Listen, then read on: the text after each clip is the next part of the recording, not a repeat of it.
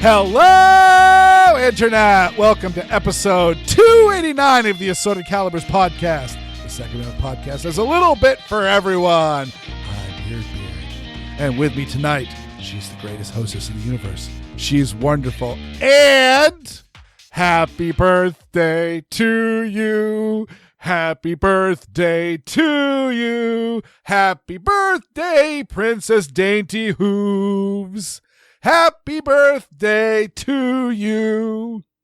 Aw, thank you. So, Aaron, since this is the big 2-1, are you hammered right now, or are you going to wait till we finish the show? I mean, I could start drinking. Aaron Paulette, she's barely legal. Uncomfortable pause. Yeah. So, thank you. And, you actually sang better than I expected. I mean, the first verse or stanza or whatever was even in key. Well, that's that's something that I can occasionally do. Unlike you, I have had zero vocal training. Mostly me just singing like a goon when in my car. Well, I mean, that's a good foundation. So, yes, by the time this goes out for our regular listeners, it will be my birthday. And so if you will wish me a happy birthday and generally be kind to me on this day, I would really appreciate it. Because birthdays are hard for me in general. I'm not going to get all sobby-weepy, and it's not like I have a tragic history or whatever. It's just, first of all, I tend to have cyclical depression, which hits me around that time. And then, okay, it's my birthday. What have I accomplished this year? Oh, God.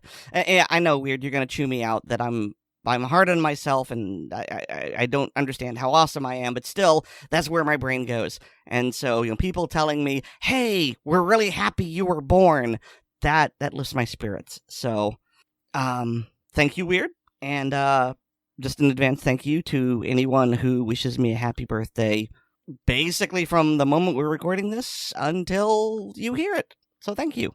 I will apologize and say that I have had a very, very chaotic couple of weeks, and realize that your birthday present might be a little bit late, but it's going to show up. Yeah, I'm not worried. So, I was going to ask, because I don't really have much to talk about how I'm doing other than that. So how are you doing, Weer'd? I'm doing good. I'm doing a lot better than what I was this morning. I was like super duper overwhelmed. I just had like a whole bunch of stuff on my plate. My wife is out of the country on business. I'll spare the details. People listen to the blooper reel will probably hear some of it, but she's actually had to leave the continent for work, and so that was a lot of work, just getting her out the door and preparing for stuff and all of that. And the happened to be that same day was one of my daughter's friends. We finally arranged. We've been talking about it. It just hasn't lined up. Like, we got a call while we're in DC. Hey, does she want to come over for a sleepover? And I went, oh no.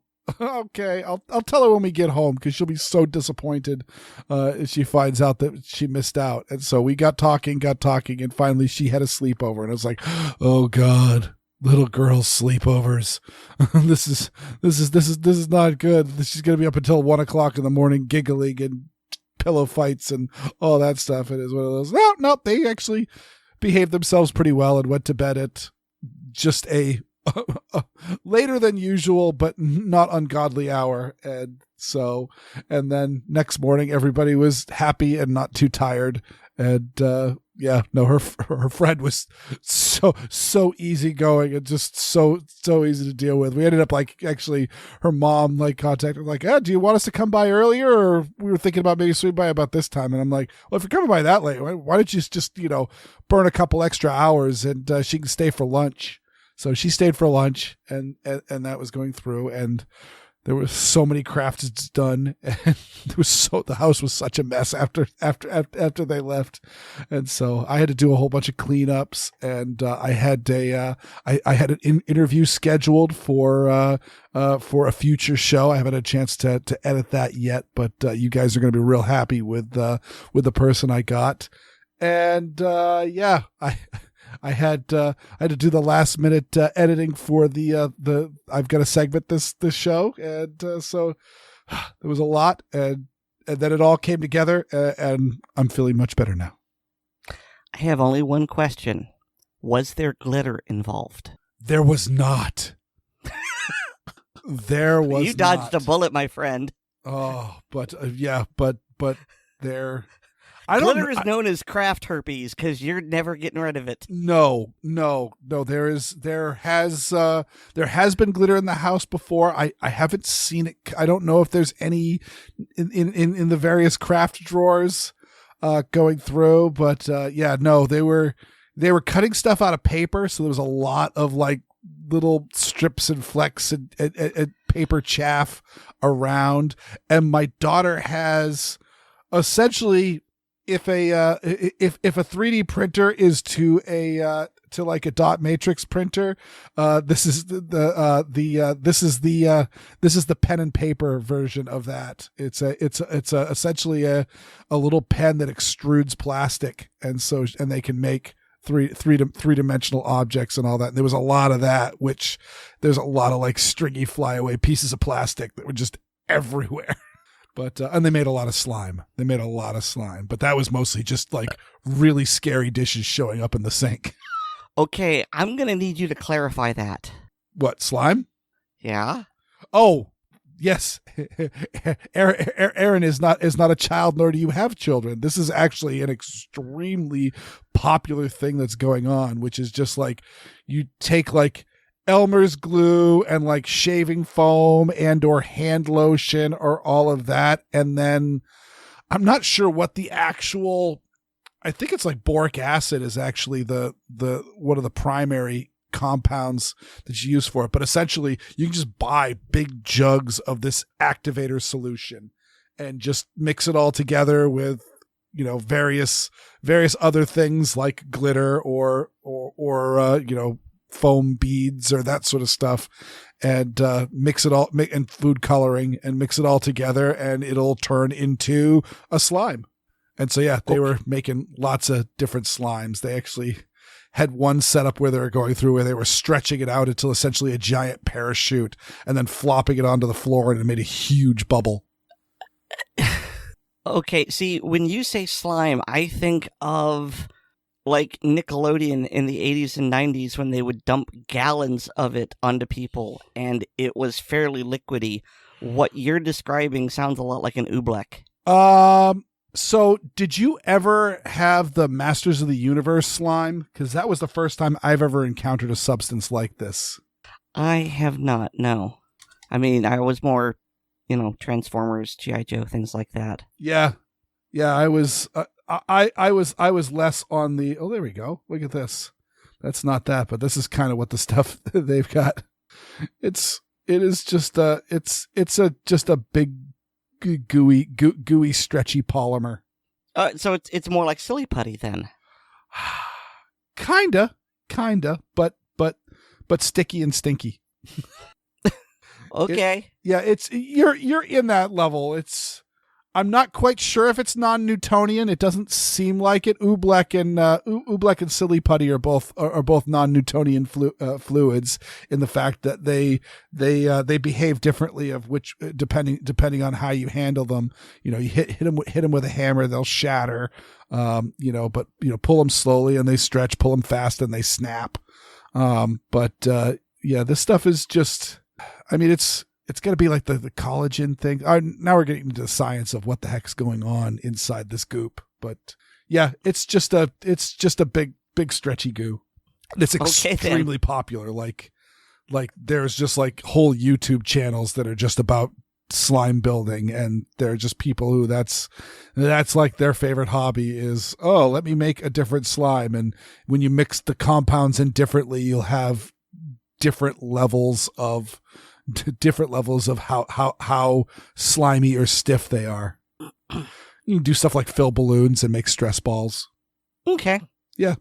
So yeah, that was my last couple of days, and yeah, it was good times for my daughter, and I enjoyed it, and amazingly enough, my plate was very, very full, and it mostly got emptied out. So yeah, I can't complain.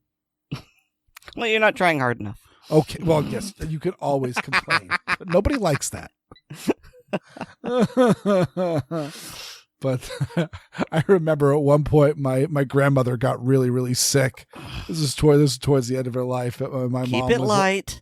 My mom was like, "Graham's definitely feeling better. She's complaining." Well, that's the old joke about how you know when a Jewish person is alive. If they feel good enough to complain, then they're doing okay. It's only when they're quiet. It's, oh, dang. Something's wrong. This doesn't bode well. Yeah. But you know what I can't complain about, Aaron? Well, if this is your segue into the first thing of the main topic, I mean, I'm going to complain about the semantics. I really am. All right. Well, either way, I like the fact that whenever this happens, I like to lead off the show in the news segments on this. Mm-hmm. Is that it's not official just yet, but it looks like it's all but official. Louisiana has joined the ranks of the constitutional carry states, and it is it number 28? I believe it's number 28. You're wrong. Okay. You're wrong in two ways. Okay. First of all, I know the tweet that you're referencing because it was tweeted by the governor of Louisiana, although what I don't understand is why he tweeted it and still hasn't signed the bill. That I don't understand. But he said there's an image attached to the tweet. I'm going to call it a tweet because I'm not calling it X. It says Louisiana joins 27 other states in passing constitutional carry. So first of all, one of the states being counted is Florida, and Florida is not constitutional carry. Second, neither is Louisiana. Louisiana is basically being Florida carry, which means you can have permitless concealed carry. Because when I hear constitutional carry, what I hear is either concealed or open carry. Maybe I'm wrong, but that's how I've always heard it. And so, because I read the linked article, and it says that you can carry concealed without a permit. So that's me complaining about the semantics of it. But I will say that something that is really good here is that the law applies to anyone who is 18 and up. So if you're a legal adult and you can get a pistol, and there are ways to do that legally, like your parents buying it for you and giving it to you, then you can legally carry concealed in the state of Louisiana, and that's really great. But I had to be all, well, actually. No, it's a fair point, and it is an especially fair point for states like Florida and Louisiana, where just like for a period of time, Wisconsin was one of the few states that banned concealed carry but allowed for open carry. So you could openly carry in the state of Wisconsin without a permit, I will add. But the idea of open carrying in a Wisconsin winter is an absolute exercise in futility. And the idea of mandating concealed carry in a Gulf state like Florida and Louisiana is equally as torturous on the fact that, you know, it gets to be like 100 million degrees with 100,000% humidity. I mean, it's not as bad as all that. I mean, it would be bad if you have to have a carry garment in order to prevent printing. I don't know what it's like for Louisiana, but here in Florida, you can print all you like. And so it's not a problem for me because when I go out, I have to wear a shirt. I have to wear, something over my legs and genitals. So, just putting a gun on and then putting my clothes over it really doesn't make it that much hotter. It really doesn't. Yeah. No, I see that, but just, yeah. And also, yeah, it will definitely see about is printing considered not concealed? Because there certainly have been some states. And again, while I am not an advocate for open carry as a carry method, I believe that it should be 50 states legal, and there should be no added consequences for open carrying, if not for anything but a wardrobe malfunction, because it's certainly a possibility. Heck, actually, I was trying a different carry method. I think it was sometime last year, and I decided, I got to go to the grocery store. So my wife and I were going to the grocery store, and as I was walking in, my wife was like, "Oh my God, what are you doing?" And like pulled my shirt down because my shirt had ridden up over the gun, and was now tucked behind the butt of the gun that I was carrying, and so it was one of those like that doesn't work out. And I go, I guess it doesn't. So things can happen. And so it's good to not have any sort of consequence in the event that you bend over or slip or a button pops off a shirt and all of a sudden your gun gets exposed, gust of wind. So yeah, that is unfortunate, though. I will state that, as Second Amendment supporters, we have to adopt the tactic of our enemies, in the fact that they are like steadfast incrementalists. They don't care how minor a gain they get. Every gain is a victory, and they can always ask for more. And the anti-gunners will always ask for more. They will never, ban AR-15s and then be happy, because for a fact none of them are complaining about England's knife laws. Like they will go all the way down to banning sticks. So and in many cases they have. I can't own a collapsible baton here in Massachusetts. So that's those are there is no end to the prohibitions that anti-gunners are capable of, and we need to be the same thing. As there is no limit to the shall not be infringed that we are capable of, and anything that moves us in a direction to more freedom and more convenience should be lauded. And I laud Louisiana, and I hope that the reason why the governor hasn't signed it yet at the time of this recording is because he's planning a big spectacle. I mean, I understand that, but if this is something you believe in, I think it would send just as strong a message that you sign it immediately. Get this in front of my desk. I'll put it into law right now, because that's saving lives. Mm-hmm. So, yeah, I have a problem with people who grandstand like that. Yeah, I can see that as well. But hopefully, by the time all of you listeners are listening to this, Louisiana has officially become the 28th state that does not require permits for concealed carry. Mm-hmm. And that statement was correct. I did it on purpose. Well, thank you. And speaking of legality, I can't segue. But that was actually pretty good if you hadn't sandbagged yourself. Yeah, well, on the next thing, we right now the court is hearing, which court? Weird. The Supreme Court, the big one. They are hearing arguments on the bump stock ban. Let's see. This is Cargill.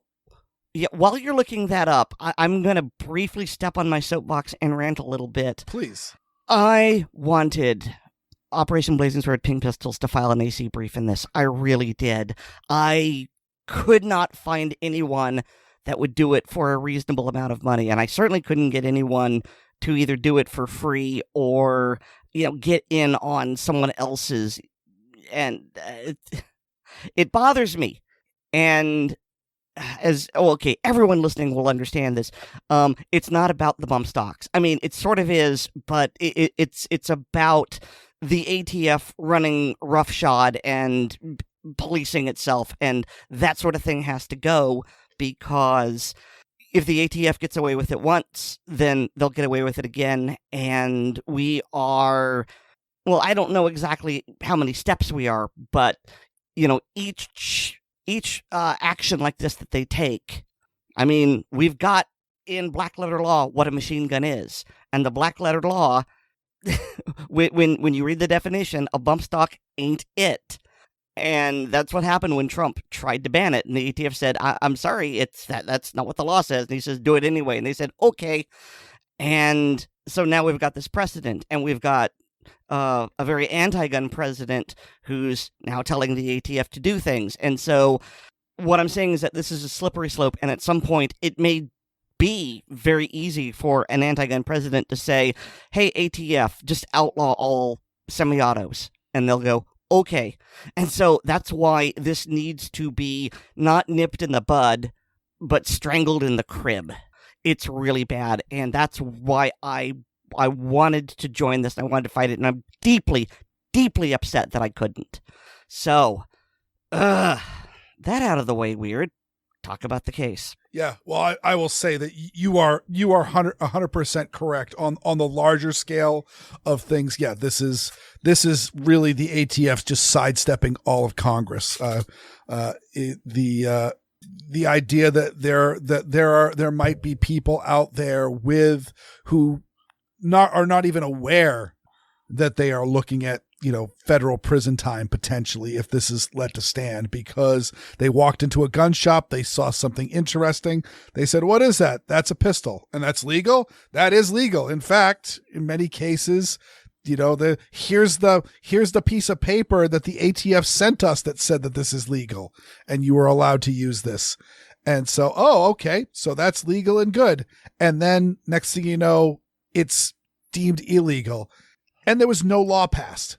There was so that's the big thing, is that we all heard about, for those of us who were around and for the 94 assault weapons ban, when that went through, like, there was a lot of fanfare. There was a lot of there was all the stuff going through for they're thinking about banning them. They're going through. All right, now they've actually banned them, and so. All right, this is grandfathered, but this can't be bought new, and you need to be careful about which magazines you have, because some are legal and some are not now, and some they're stamped with law enforcement, etc. This is nothing changed except for this letter written by the ATF that's really only something geeks like us see, and it just changed. But also on the smaller scale, these companies spooled up production because the ATF said it was kosher. The ATF said, yes, that's fine. This is not a machine gun. Or in the case of the shoulder stocks, this is not a this is not the arm braces. This is not a shoulder stock. This is not going afoul with the NFA. We are fine. You are covered. And lol, we changed our mind. Yes. So yeah, it's one of those. I mean, we saw it with one of the early predecessors to a bump stock. I'm sure there's some. I've heard some statements that there are some technical variations that made this one more less legal than the current bump stocks, but it doesn't really, because they were all deemed illegal by the ATF. They were just one of them. They both were deemed legal by the ATF. So we're talking about Schrodinger's NFA, in the fact that Aikens made a stock that helped bump fire a 1022, sent it to the ATF. The ATF said we actually weren't able to get it working, but everything that we see about it's fine. And then he started sending out samples to various people so you could see, and people started seeing these 1022s just dumping mags like crazy. And they went, oh, never mind. That's a machine gun. And he had already spent money on building a factory and tooling up and all of that, and had to declare bankruptcy. Mm-hmm. Like literally, like maybe didn't ruin his life, but sure screwed it over pretty hard. And that's just not great. See also the Polymer 80 stuff on they're all these companies that's their line of business. We are not FFLs, we do not require background checks because we are not selling guns. We are selling parts. And the parts are firearms related, but they are not firearms because that's what the law says. And the ATF says that that's what the law says until suddenly they didn't say that. Mm-hmm. And so, yeah, this premise is awful. And it's not just a Second Amendment thing. This is really a constitutional conflict on the balance of powers and unelected bureaucrats being able to essentially write their own laws and then enforce those laws. So this has gone to trial and it's gone up to SCOTUS, and the article by Stephen Gutowski, or Gutowski, I've butchered your name, I'm sorry. I'm reading it, and okay, it doesn't exactly fill me with dread, but neither does it fill me with joy. And, well, the judges spent a lot of time arguing about what the function of a trigger is. And I tried to read this article twice, which was not quite a transcript, but had a lot of quotes. And my eyes started to glaze over. Not so much that I didn't understand it, but it was more a case of, oh my God, I could explain this if I just took the SCOTUS to a range. It'd be, get something like an Uzi or some sort of legally defined machine gun that I can fire one-handed. And it was just, okay, this is a machine gun. Notice I hold it down with one hand, brrrp, one trigger pull, multiple bullets. This is a bump stock. I'm going to fire it one hand. Bang. Oh, look, it didn't fire again. It's not a machine gun because we have black letter law on what a machine gun is. And I don't know if anyone tried to take the justices to a range. They probably wouldn't be interested in that anyway. I'm just saying a field trip really, I think, would have cleared this up. Yeah, I didn't listen to the to the oral arguments, but Oddball did, and one of the things that was glaringly missing from this is the discussion of bump firing, and I think that's the key to bump stocks is that bump stocks don't actually really add any functionality to the gun. They essentially just facilitate some existing functionality, and if you want to shoot. I've even seen people doing it off the shoulder. The common one you see is like, you hook a thumb through a belt loop and pull the gun forward into the trigger guard and just let it go. And it'll recoil back and reset the trigger, but you're still pulling it forward. And so it's going to keep firing so long as you do the pressure right. And, there's a great, YouTube video called, M1 assault rifle. And it's a guy with an M1 Garand saying, look, it's got wood stock. It doesn't have any folding stocks and all that. No extended magazines, low capacity, 30-06. It's basically a hunting gun. Good thing we got rid of all those nasty assault weapons. And then brrr, ping, and just dumps the mag and fires off the end block clip in just a second because he's bump firing it. And that's something you can do with most semi-autos. There's a few that it might be more challenging, but most semi-autos you can fire them as if you had a bump stock without the bump stock. The bump stock just makes it that much more easy and convenient to do so. But it's still something that requires skill and you need to practice to make it work. It's not like a machine gun where you just pull the trigger and it goes burr. And so, yeah, I agree with you and I have heard multiple things on one hand, a lot of these questions are super duper troubling. On the other hand, I have heard some people say that, yeah, no, this is just how this goes. This doesn't necessarily mean anything particular bad. And this has been a court that's been favorable on the Second Amendment. And so we shall see. Likely the same justices that have voted against us will continue to vote against us. Again, Ketanji Brown Jackson has shown herself, unfortunately, to not be on our side, which bothers me. I always is the fact that she's a DC public defender. I was hoping that maybe she would see how just awful the gun control laws are to especially the underprivileged that likely were some of the people she's had to defend. But so far, no, she's voting with all the others. Mm.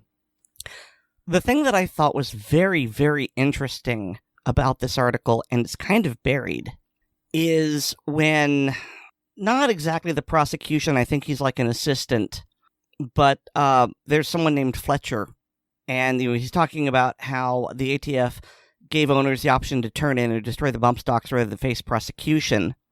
First of all, he goes on to admit, quote, "It would be horribly unfair to prosecute people who possess these devices in reliance of the agency's past assurance," unquote.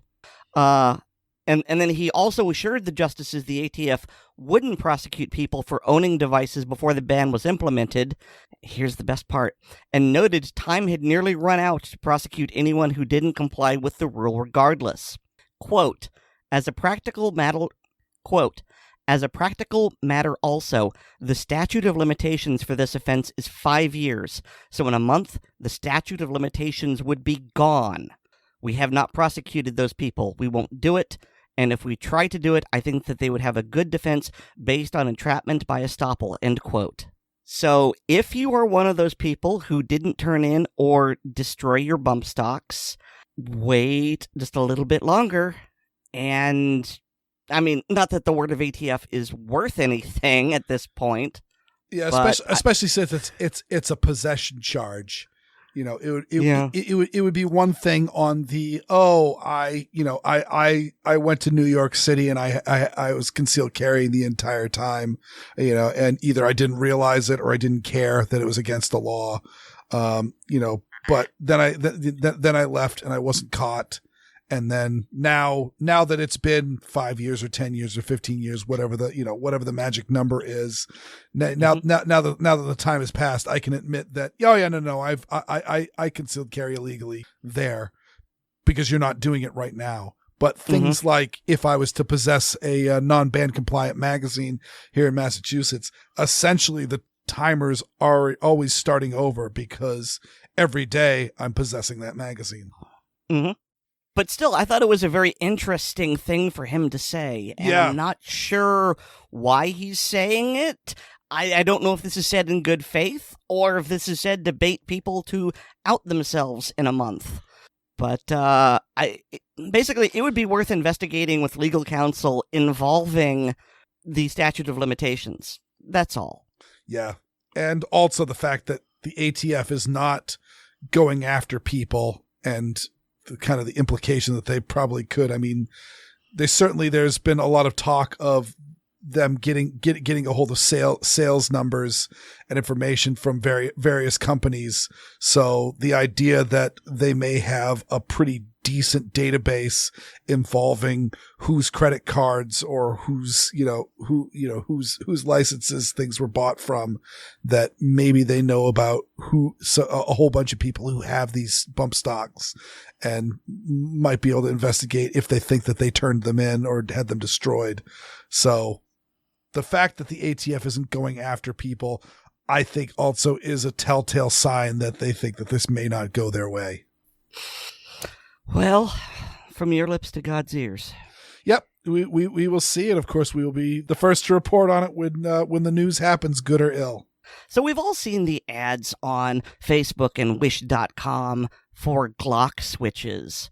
Weer'd is here with another audio Fisk as he investigates the breathless pearl clutching of full auto Glocks.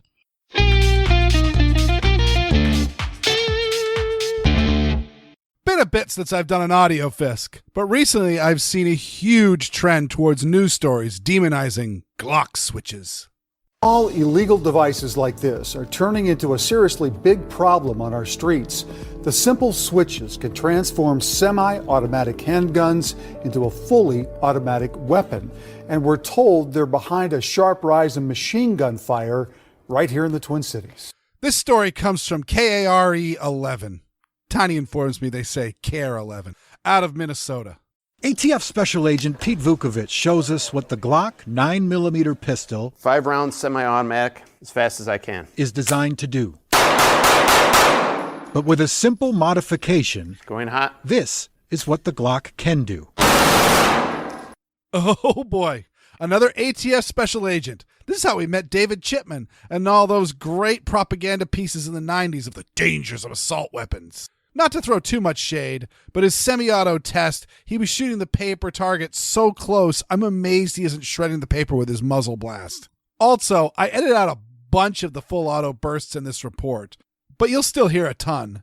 And looking at the video, most of them are unique. So whatever this agent's going to say about how bad these switches are, he certainly isn't going home with any spare ammo. The most dangerous thing I've ever fired. It fires so quickly I can't control it and react to it. I've never shot a 9mm full auto Glock. It's one of the few guns that are still on my bucket list to shoot, thanks to all the great events I've been to over the years. Still, at the Gundy Awards last year, I did shoot a Glock 44, which is the .22 long rifle compact with an auto sear. And it cycled so fast, you really couldn't distinguish the individual shots, and the 10-round mag was empty almost instantly. And the recoil felt like maybe shooting a single round of 45 ACP, maybe one of 10mm. Still, from all I've heard, centerfire pistols with auto sears are a handful, and they can be deadly. In 2011, a young boy was killed at a charity machine gun shoot here in Massachusetts. The boy lost control of a micro Uzi machine pistol. The micro Uzi has a similar cyclic rate to the converted Glocks, but the gun weighs nearly twice as much as even a converted Glock 17, let alone a 19 or 26, which will accept these mods. So yeah, he's not far off base. Of course, the special agent can control it, hence why he clearly shoots hundreds of rounds for this report. And probably it took a team of surgeons to wipe the smile off his face. And I wish I was there to get a turn.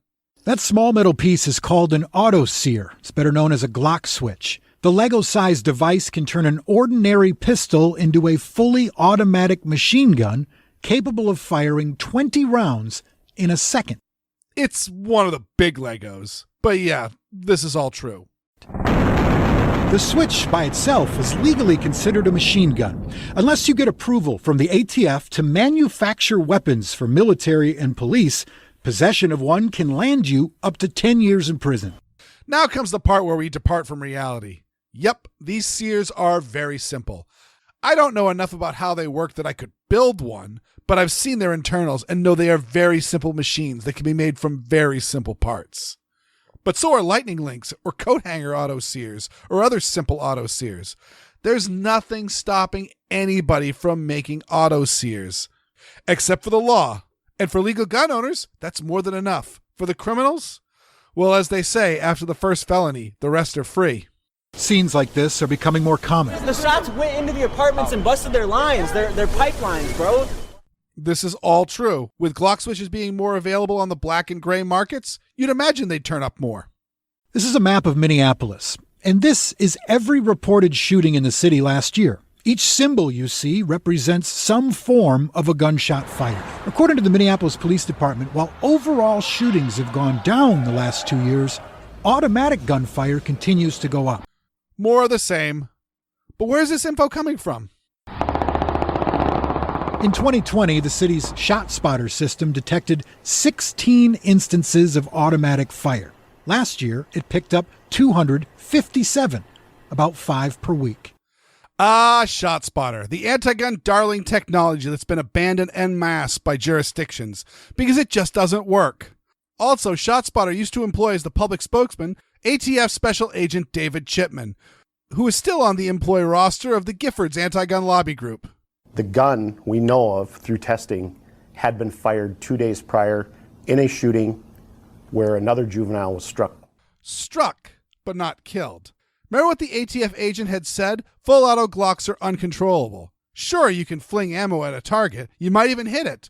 But any self-defense trainer will teach you, you shoot until the threat stops because bullets aren't death rays. Only it's nearly impossible to fire short bursts. So chances are, after that first blast, you're empty. He says the sheriff's office recovers about 2 Glock switches every month. MPD finds about 1 every week. And these switches and the people in possession of them are passed off to the ATF, and they're prosecuted and imprisoned for violating the NFA. Happy ending.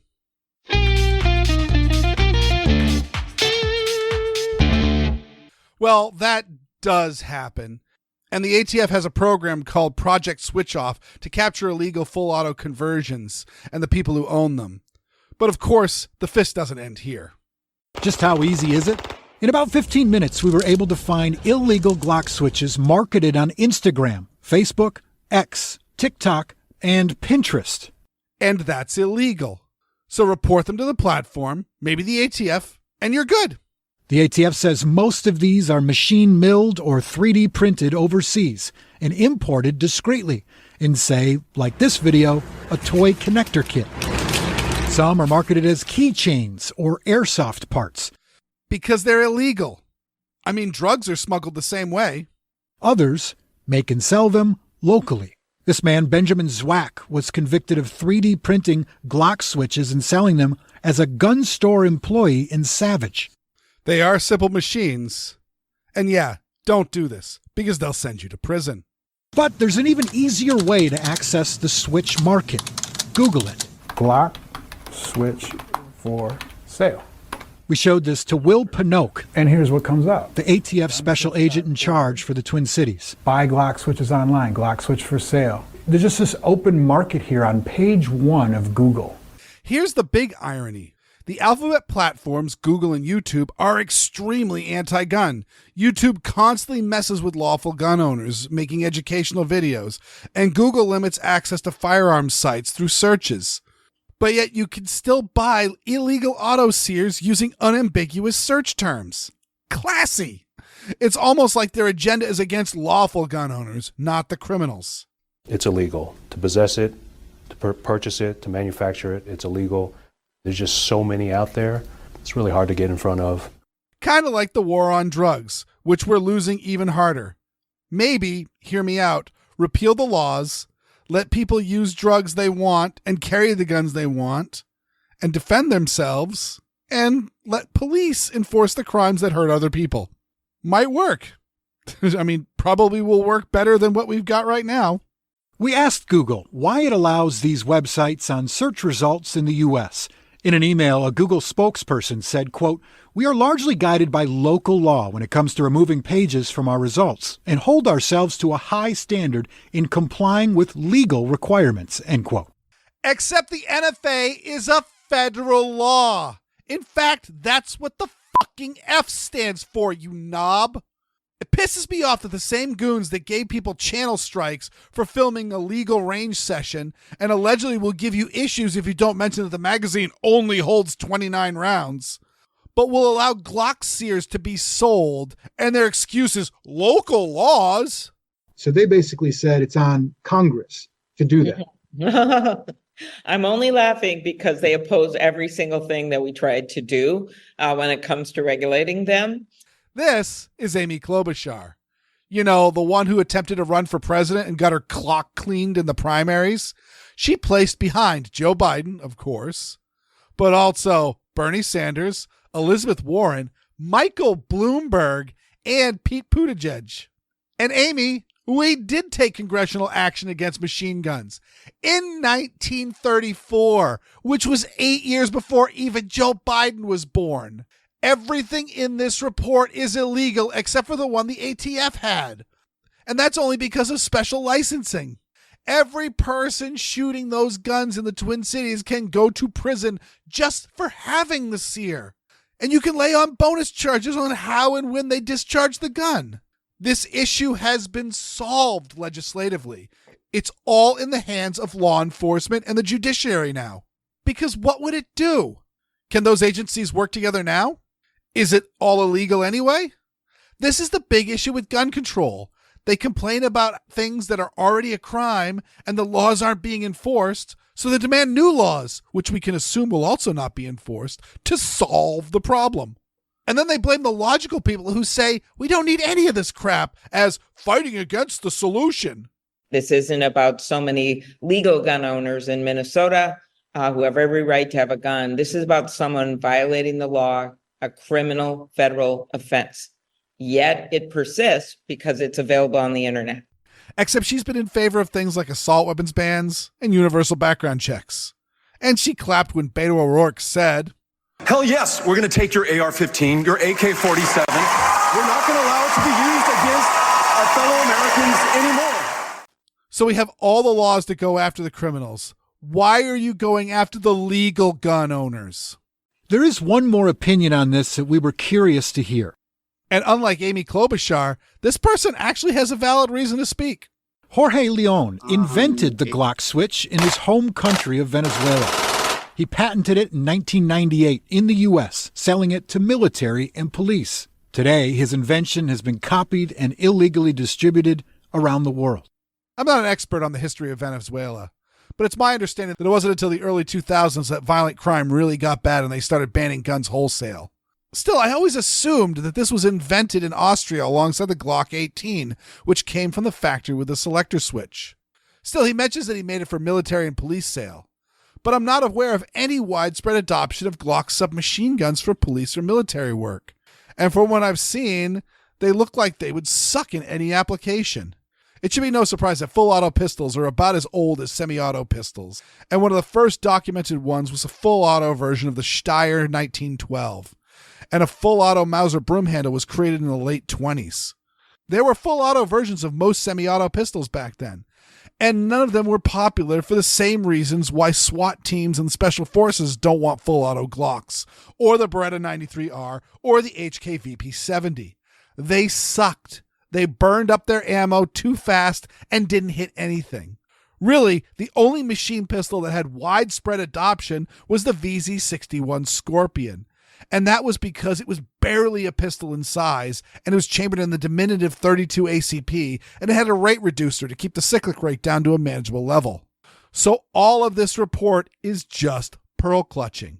Leon believes government crackdowns on these illegal switches are necessary. He also believes the long-term solution is for Glock to alter their pistol design so switches can't be used in future models. They can make a change, a quick change, and then they can start with a new generation of pistol that does not allow fully auto firing. This solution is stupid. Not only does it neglect the sheer volume of compatible Glocks that are already available worldwide, but also the number of Glock clones as well. Either way, these switches make the gun scarier, and they don't make Glocks any more dangerous. Only shift the danger from the person downrange, who's actually better off, to the nut pulling the trigger. They're already illegal, and law enforcement can already arrest anybody possessing, making, or selling them. This is more anti-gun propaganda, trying to get people upset enough to pass gun control law that will continue not to work. Those are your anti-gun talking points, and a few rebuttals to combat them.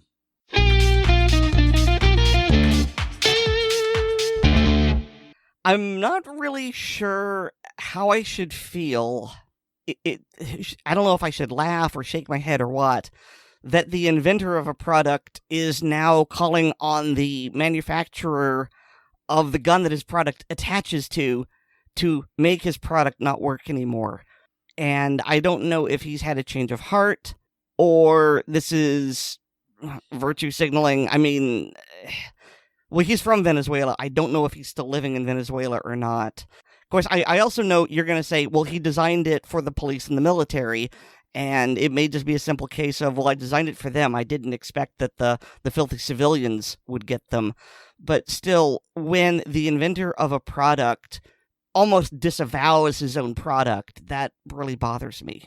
Well, I think you could couple it into two things. I mean, the big statement is that, and I think I summed it up well in my closing arguments, is that he made this to sell to military and police.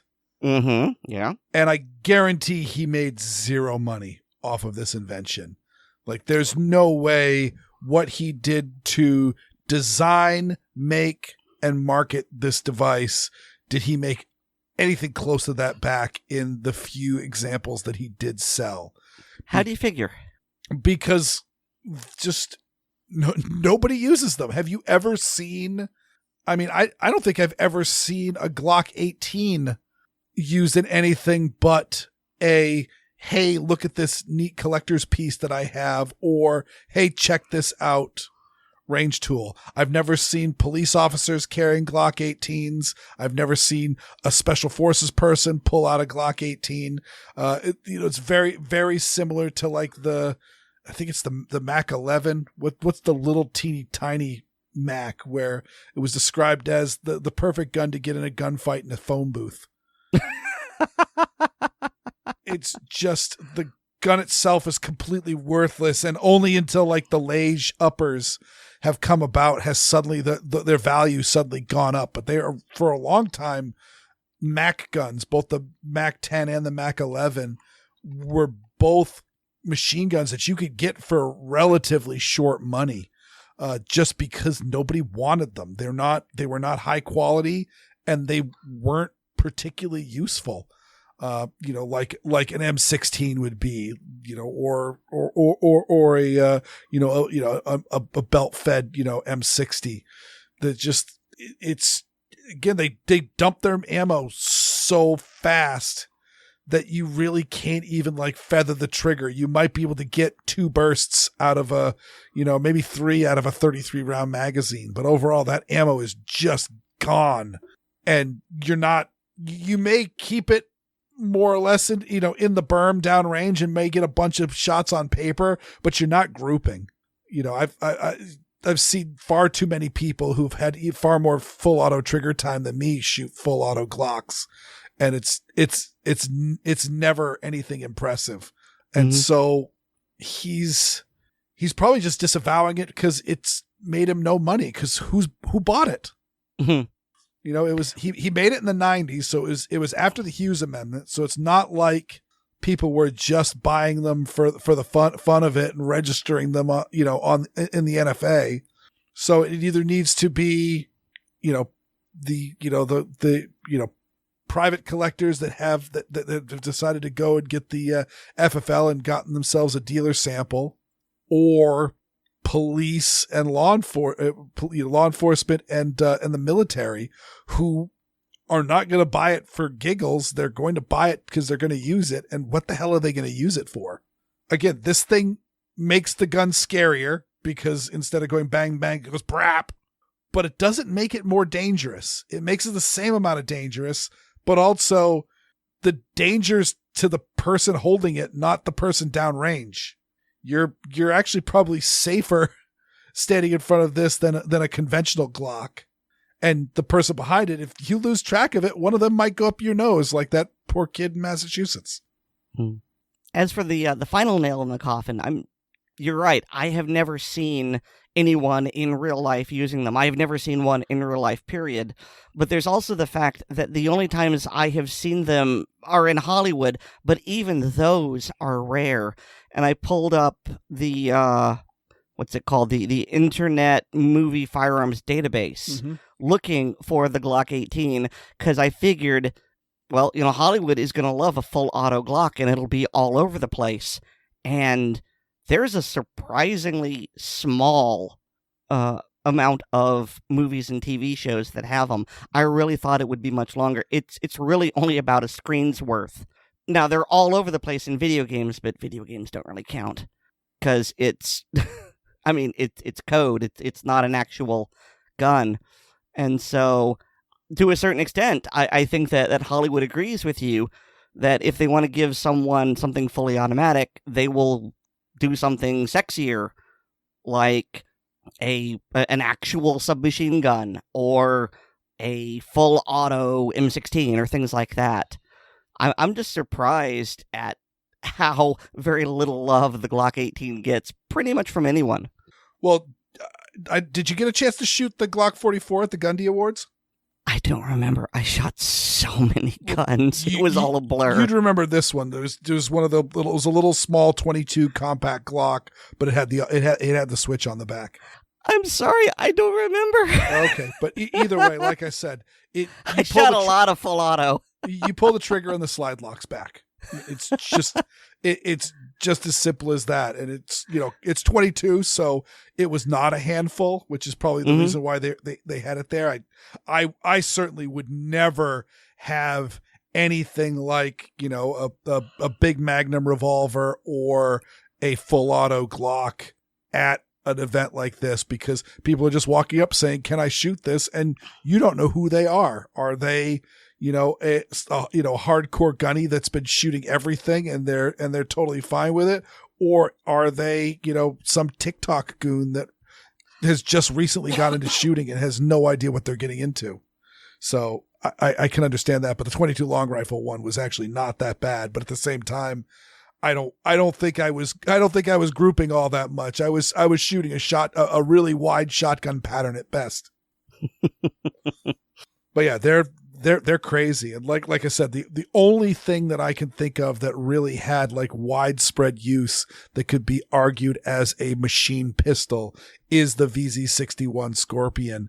And again, that one was only in 32 ACP in the most common variants. I mean, there were some that I think they made one in 9mm. They definitely made some in 9mm Makarov, and I don't know if they ever officially made them in 380, but I know some of the importers have rechambered them in 380. But so not a very powerful cartridge, and it had a rate reducer in it so that it wouldn't fire at the insane cyclic rate as these. So this is just, if the military and the police don't want it, that's telling you a lot. The argument for the AR-15 is that we want it because it's really, really useful. It's a really, really good platform. They want to ban it because it's really, really useful and it's a really, really good platform. And there's certainly arguments to be had on both sides. This one, no one wants it, and it's not a very good platform. So yeah, so therefore we really don't need to worry about it, because again, if someone's coming for you and they've got a Glock 19 with a switch on it, you're better off. It's not great to be shot at, but boy, if someone's going to shoot at you, a full auto Glock's a pretty good choice, because the possibility of those rounds going nowhere near you are very real.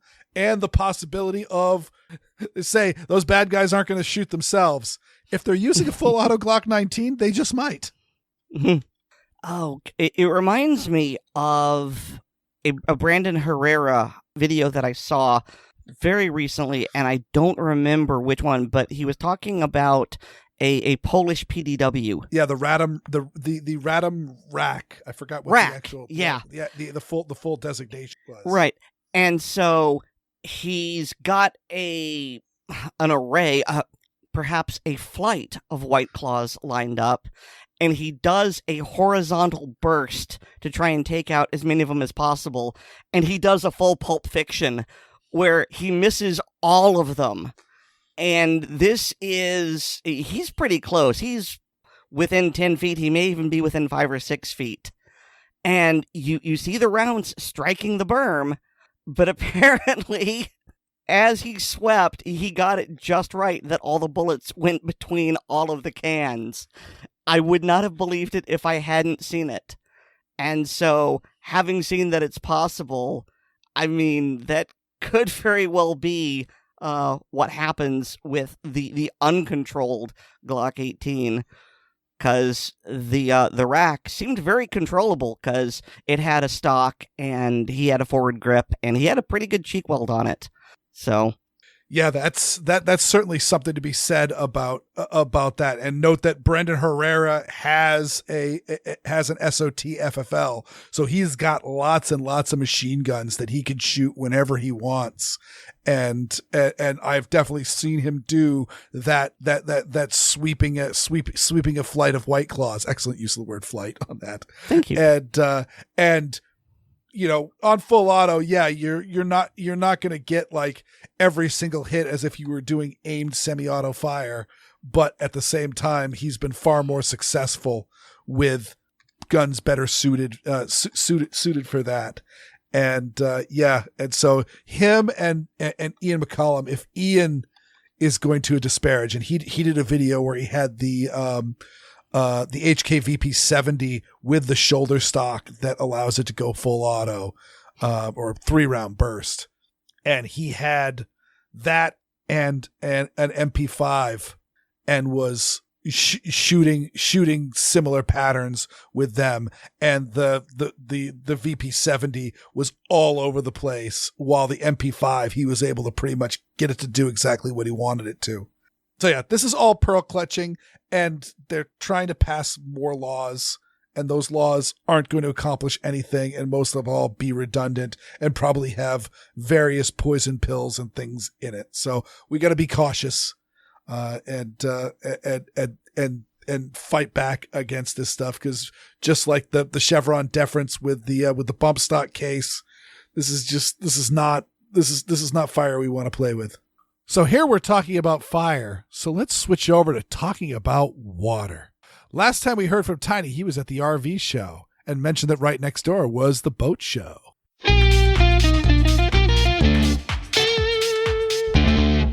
Hello all in ACP land, it's me, Tiny, with another installment of Deep Thoughts from the Land of Rocks and Cows. When I last left you all, I was leaving the RV show to go to the boat show with my friends. Once again, when going into the boat show, I got to be felt up by the security personnel for daring to have a belt with a steel core and a steel plate in my arm. Once we went down the escalator, I'll state that the boat show was probably twice as large as the RV show, and I'm not exaggerating. The biggest difference is that rather than being buried back behind all the displays, the food and alcohol was right up front, which I believe is a ploy to get you to be happy, buzzed, and with a full belly before you go in and potentially spend a lot of money, and I'm pretty sure it works.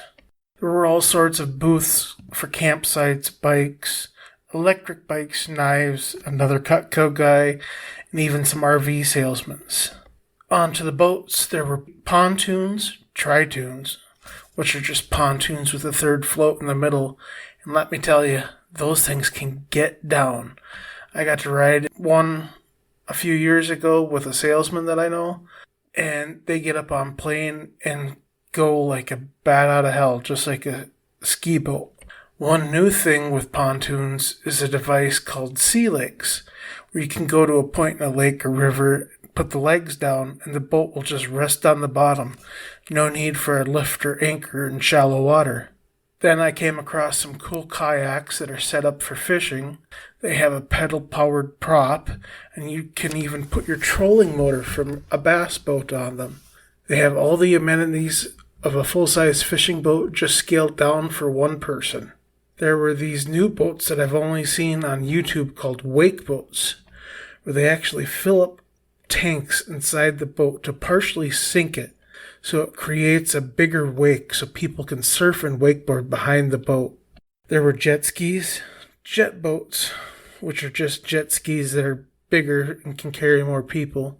And if you want to go fishing, there were boats aplenty for that too.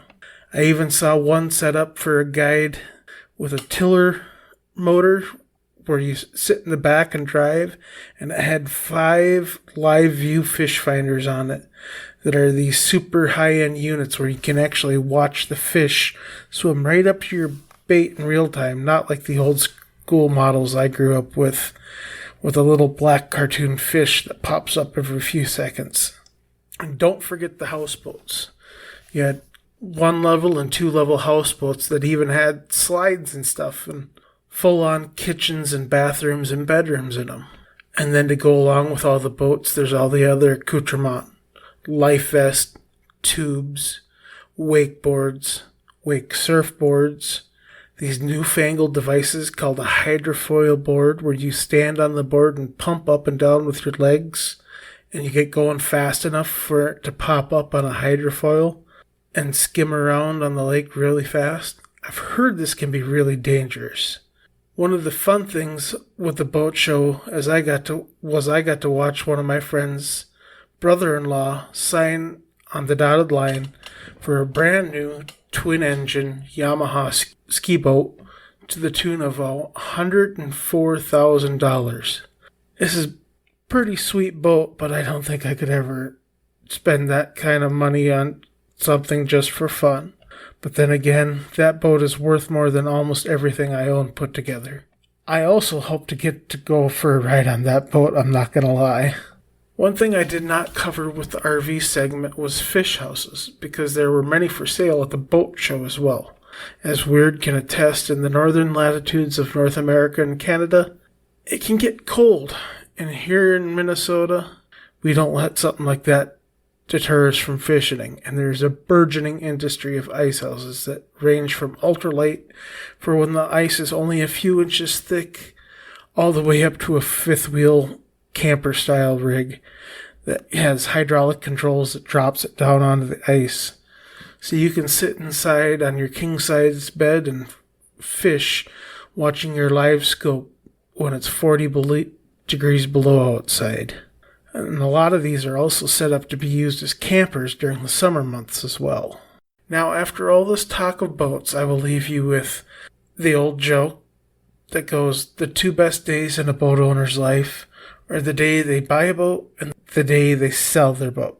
If you have any questions, please let Aaron or Weer'd know, and they can forward them on to me. And I'm going to change up my sign-off here and say, remember kids, in a surveillance society, everyone is a cam whore. Wind in the hair, little mist slapping you in the face, and nothing but open water in front of you.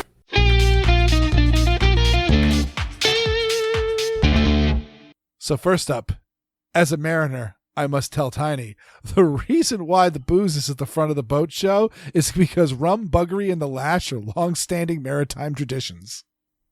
I assume you've heard that joke about that phrase. So I don't remember where it was. It was at a college. I think it was some sort of Ivy League, and someone was talking about the British Navy, and they mentioned rum, buggery, and the lash, and then from way in the back, a very obviously gay voice floats overhead, says, "Oh my God, sign me up."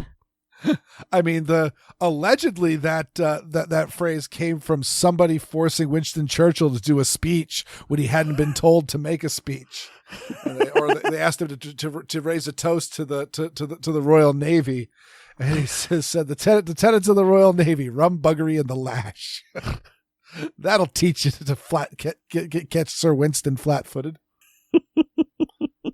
And I gotta say, Tiny, this was an absolutely great segment. I really, really enjoyed it. I was getting just as excited about some of the stuff that he showed. I told Aaron, make sure because sometimes you don't watch the show notes, which is fine.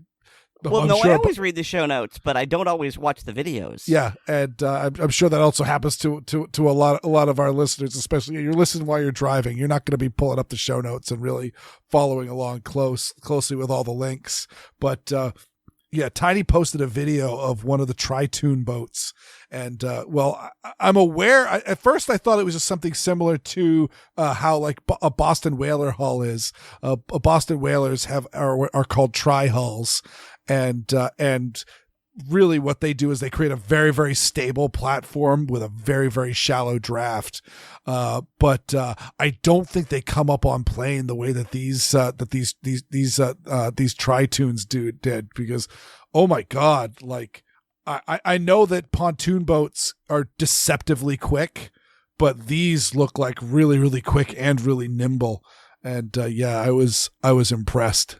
Well, that wasn't the one you made sure that I watched. You made sure that I watched the hydrofoil board. Yeah.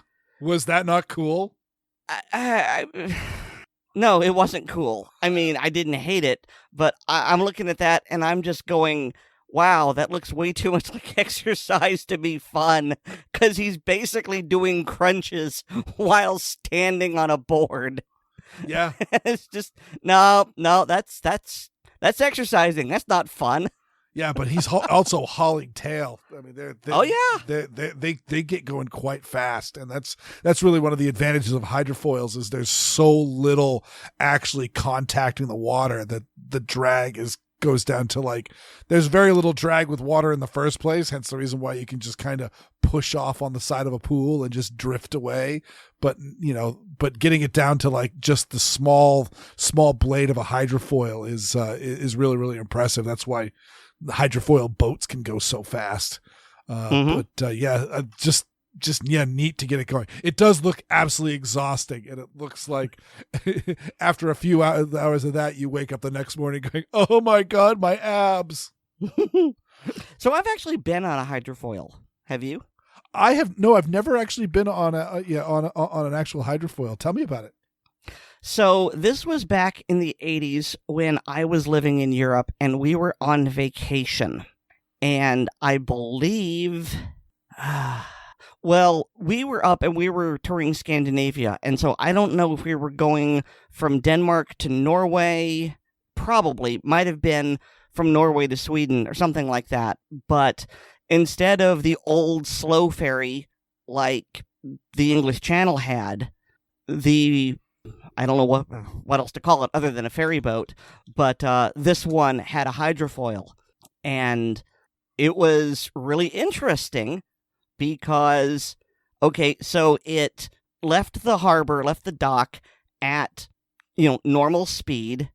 And then when it got out into the open water, it ramped up, and it was a lot like a speedboat and a lot like being in a jet plane, because you had that really impressive sound. It didn't rise up as much as I thought it was going to be. It didn't feel like we were up high, but it was interesting just looking out the window and going, boats don't usually go this fast. We are really hauling ass.